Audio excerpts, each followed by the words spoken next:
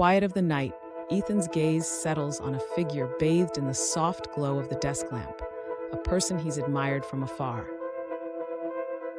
In a clumsy attempt at charm, Ethan's hand jolts the table, sending the scalding liquid cascading over the neatly organized notes in front of the admired figure.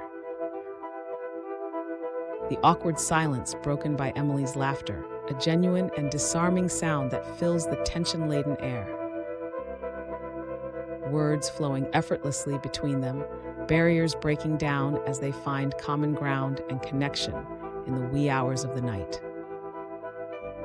With the impending departure looming, a silent agreement forms between them, an exchange of numbers, a promise of a future meeting.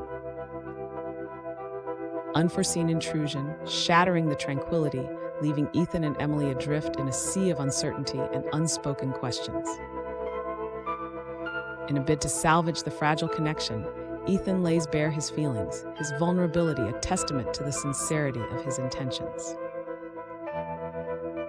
With doubts dispelled and hearts laid bare, Ethan and Emily's bond solidifies, a bond born from the ashes of misunderstanding and nurtured by mutual understanding.